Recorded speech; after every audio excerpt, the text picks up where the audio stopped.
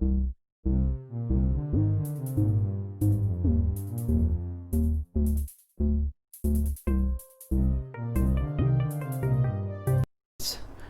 To my YouTube channel commerce classes by Vishal sir. आप सभी का मेरे YouTube channel commerce classes by Vishal sir में हार्दिक स्वागत है। बच्चों, आज हम class 12th subject business studies और उसकी भी यूनिट 7 या चैप्टर 7 डायरेक्टिंग चल रही है, इसको पढ़ेंगे। इस टोटल डायरेक्टिंग पे मैंने 10 वीडियोज़ बनाई हैं। टोटल 10 वीडियोज़ हैं, तो आप सारी अच्छे से देखें। थोड़ी बड़ी यूनिट थी, इसलिए मैंने छोटे छोटे पार्ट्स में डिवाइड करके इसकी 10 वीडियोज़ आपके असेसिबिलिटी के लिए, आपको इजीनेस हो जाए, इसके लिए बनाई है। तो आइए हम पढ़ाई की ओर चलते हैं। आज हम पढ़ रहे हैं इंसेंटिव्स। ये मोटिवेशन का ही पार्ट था, इसमें पढ़ रहे हैं इंसेंटिव्स। इंसेंटिव्स क्या होते हैं, पढ़ते हैं इंसेंटिव्स। ये रहा, देखो। To satisfy the needs and to motivate the employees, managers offer various incentives. जो एम्प्लॉयज़ हैं उनकी आवश्यकताओं को सेटिस्फाई करने के लिए और उनको मोटिवेट करने के लिए जो मैनेजर से बहुत सारे इंसेंटिव्स देते हैं। इंसेंटिव्स का मतलब होता है लाभ, बेनिफिट्स। किस फॉर्म में देते हैं, आप जैसे एग्जांपल है, आपको दिख रहा होगा, ये एक बॉस है, ये एक एम्प्लॉय है, और ये जो दिया जा रहा है ये इंसेंटिव है। इंसेंटिव क्या होते हैं, इंसेंटिव्स पढ़ेंगे सब। Incentive means all measures which are taken to motivate employee to improve their performance. Incentives का मतलब हो गया वो सारे तरीके, वो सारे मेजर जिनसे हम एम्प्लॉयज़ को मोटिवेट कर सकें ताकि उनकी परफॉर्मेंस इंप्रूव हो जाए। लालच देना, देसी लैंग्वेज में बोले तो लालच देना। जब तक किसी इंसान को लालच नहीं दिया जाता, वो काम तो करता है लेकिन लालच में और ज़्यादा लगन से काम करता है। ये कितने तरह के होते हैं, आगे पढ़ते हैं। ये दो तरह के होते हैं, फाइनेंशियल एंड नॉन फाइनेंशियल। ठीक है, फाइनेंशियल कौन से हो गए, जो मनी से रिलेटेड है, डायरेक्ट मनी से, मनी या डायरेक्ट बेनिफिट मिलता है इसमें मनी की फॉर्म में। ठीक है। दूसरे नॉन फाइनेंशियल, जो फाइनेंशियल नहीं है, मनी की फॉर्म में नहीं है, नॉट इन मनी फॉर्म्स।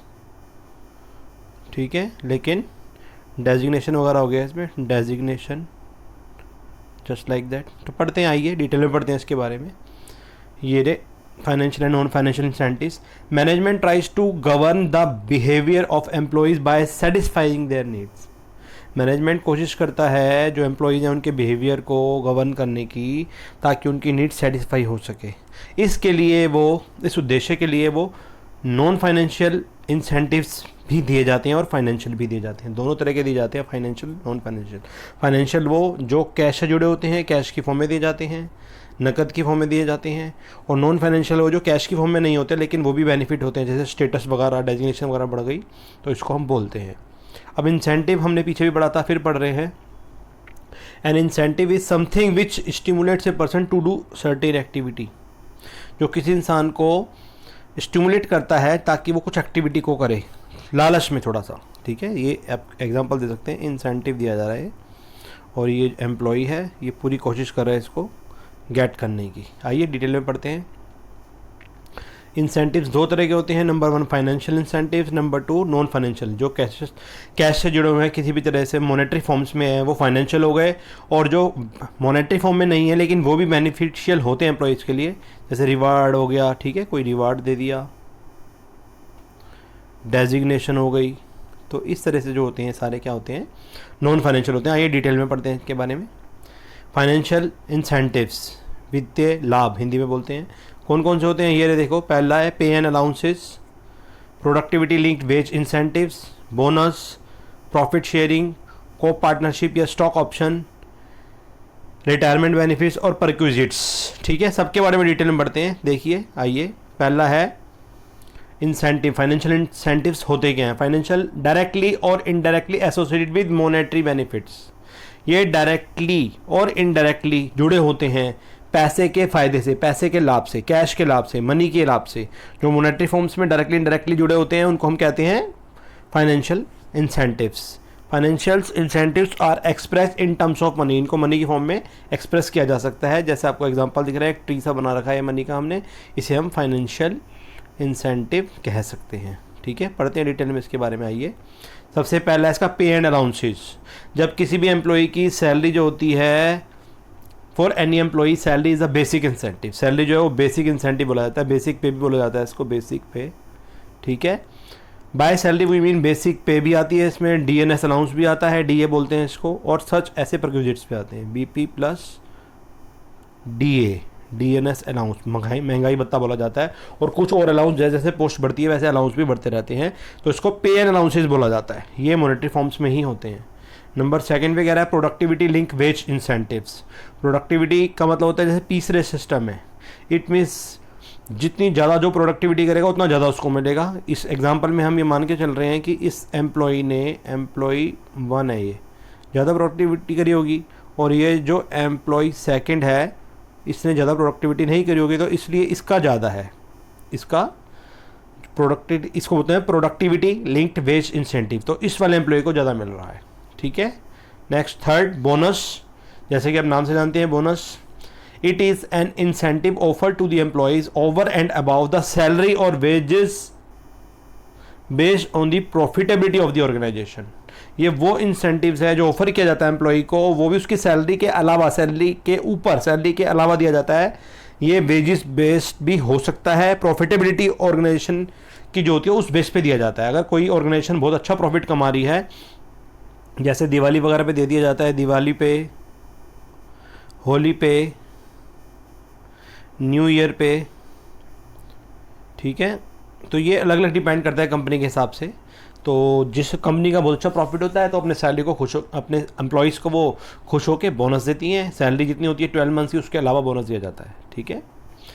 फिर है प्रॉफिट शेयरिंग। प्रॉफिट शेयरिंग क्या होता है? एम्प्लॉयज़ आर, नाम से पता लग रहा है प्रॉफिट में हिस्सा देना। Employees are giving opportunity to share the profit of the organisation is a financial incentives. आप इस एग्जांपल में देख सकते हैं, ठीक है। मान लो ये बॉस हो गया, ये एम्प्लॉय हो गया, और ये जो दिया जा रहा है ना इसको, ये प्रॉफिट शेयरिंग ही है, ठीक है।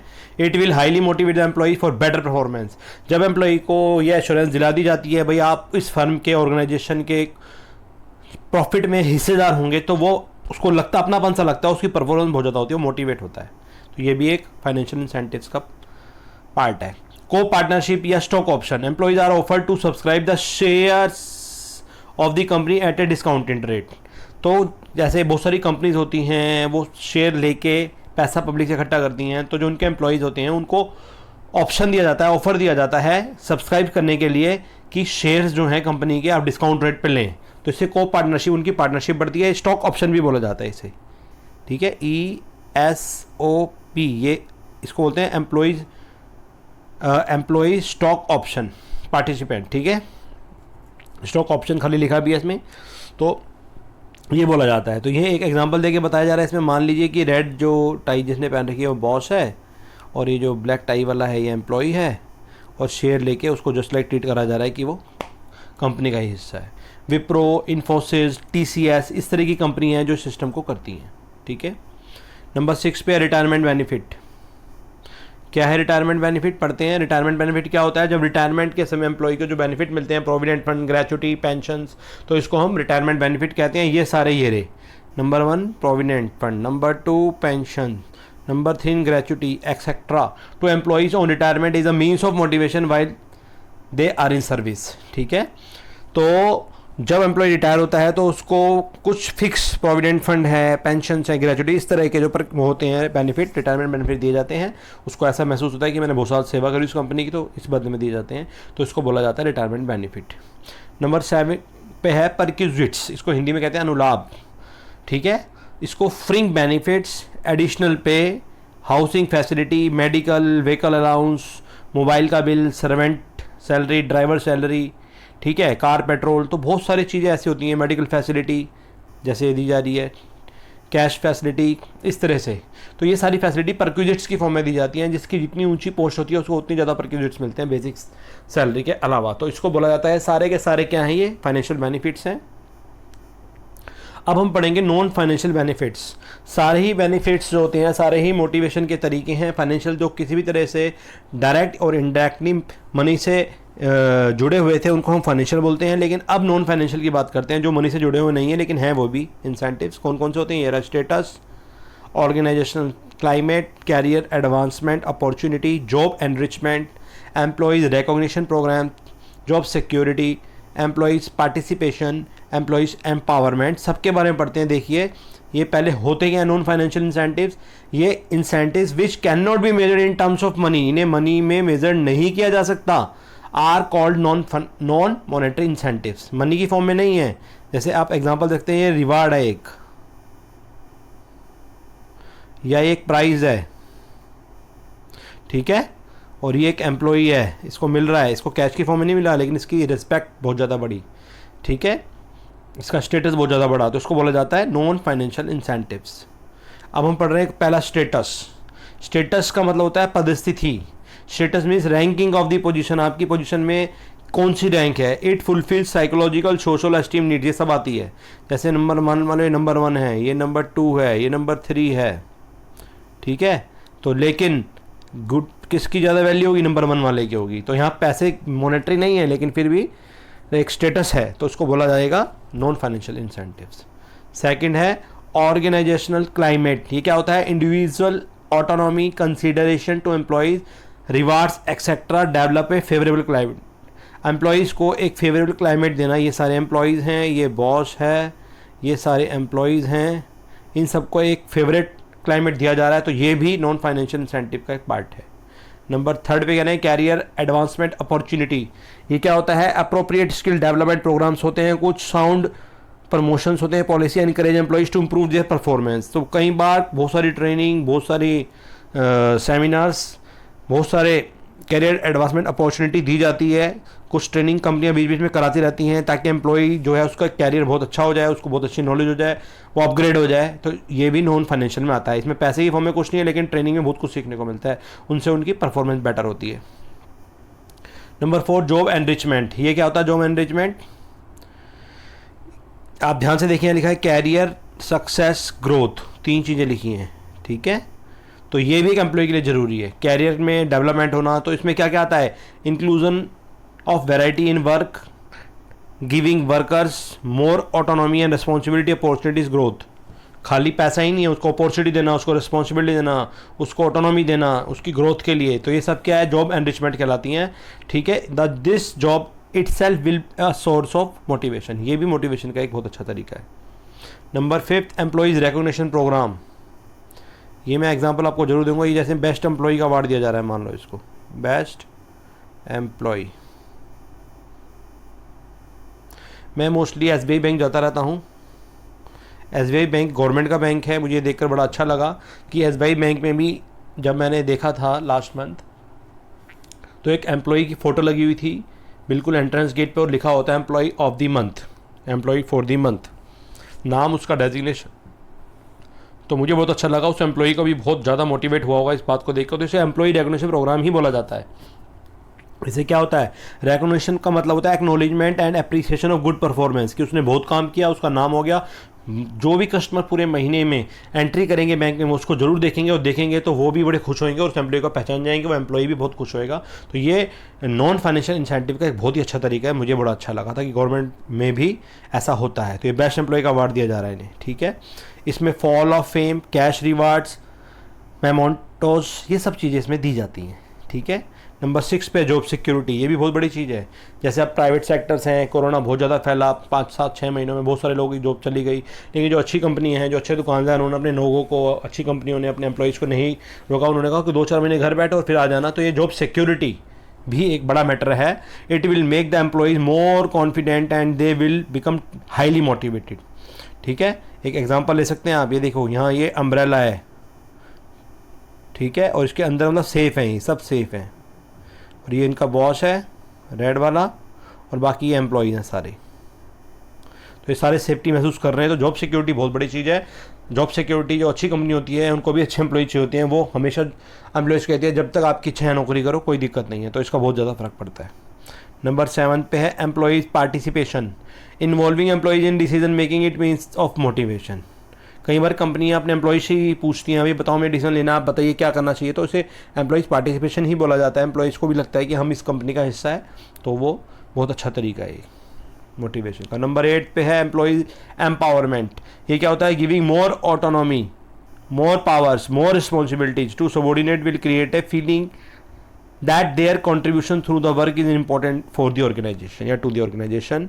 तो जब किसी एम्प्लॉई को ज़्यादा रिस्पॉन्सिबिलिटी दी जाती है, ज़्यादा पावर्स दी जाती है, ज़्यादा ताकत दी जाती है और उनको ये फील कराया जाता है कि आप भी इस ऑर्गेनाइजेशन का हिस्सा है, आप भी अपनी राय दें, आप भी इसको संभालें, तो इसको एम्प्लॉयज़ एम्पावरमेंट बोला जाता है। ठीक है, ये एग्जांपल आप देख सकते हैं, ये एम्प्लॉई है और इसको पूरा रिस्पॉन्सिबिलिटी दी जा रही है, ये एम्प्लॉई एम्पावरमेंट है। और एम्प्लॉई की ताकत को बढ़ाना, उसको जिम्मेवारी को उसको बताना, ये रियलाइज़ कराना कि हाँ you are also the part of the organisation. ठीक है, अब ये एट ए ग्लांस है कौन कौन से इंसेंटिव हमने पढ़े, ये फाइनेंशियल हैं, नॉन फाइनेंशियल हैं। जो पैसे और मॉनेटरी से डायरेक्ट इनडायरेक्ट से जुड़े हुए हैं वो सारे फाइनेंशियल हैं, ये हम पढ़ चुके हैं, सब आपको पता है। Pay and allowance, productivity linked wages, bonus, profit sharing, co partnership, retirement benefit, प्रिक्विजिट्स। और ये नॉन फाइनेंशियल हैं जो पैसे से जुड़े नहीं हैं डायरेक्ट इनडायरेक्ट से, लेकिन फिर भी ये मैटर करते हैं। स्टेटस है, ऑर्गेनाइजेशन क्लाइमेट है, career advancement, job enrichment, employees recognition, job security, employees participation, employees empowerment. ठीक है, इसी के साथ मैंने टोटल 10 वीडियोस बनाई हैं इस पे, तो आप ज़रूर देखें और इसको अच्छे से सीखते रहें। Thank you.